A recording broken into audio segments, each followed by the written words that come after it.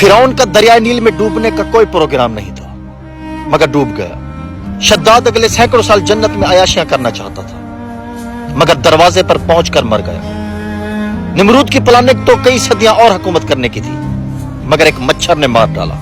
Yazid ने हजरत इमाम को शहीद करके अपने लिए लंबे अरसे की बादशाहत का इंतजाम किया था, मगर 10 साल बाद पांव पर जहरीला जख्म होने से इबरतनाक मौत, और आगे उसकी नस्ल भी मिट गई। हिटलर के इरादे और भी खतरनाक थे, मगर हालात ऐसे बदले कि खुदकुशी पर मजबूर हो गया।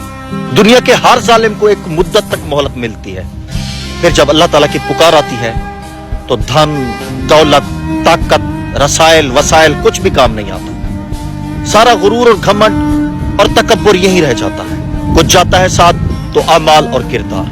हमारी कामयाबी उस दिन शुरू होगी जिस दिन रश उर्स, मेलों या मज़ारों पर नहीं, बल्कि रश अल्लाह के घर मस्जिद में हो।